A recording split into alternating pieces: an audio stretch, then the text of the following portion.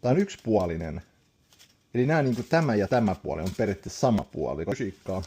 Eli otetaan tämmönen nauha. Näin. Ja sitten ei tehdä siitä tämmöistä loopia, vaan tehdään siitä semmonen, että se kääntyy näin ympäri. Se tekee tämmöisen vähän niin kuin hassun loopin. Ja sitten otetaan tästä näin teippiä ja teipataan se kiinni. Näin. Ja nyt sitten se hauska juttu. Otetaan kynä ja lähdetään tästä vaikka täältä piirtämään viivaa. Noin, piirretään viivaa sieltä. Tiedätkö mitä tässä tapahtuu? Tässä tapahtuu semmonen juttu, että mä en piirrä pelkästään yhdelle puolelle tällä hetkellä, vaan mä piirrän molemmille puolille tää piuhaa. Kato, näin.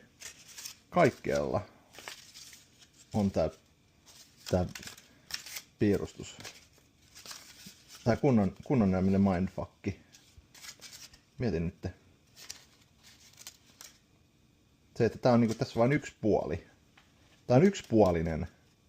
Eli nämä niinku tämä ja tämä puoli on periaatteessa sama puoli, koska mä en vaihtanut äsken puolta kertaakaan. Ja tässä on vielä seuraava juttu. Jos mä tästä lähden keskeltä tälleen niinku katkaisemaan tätä.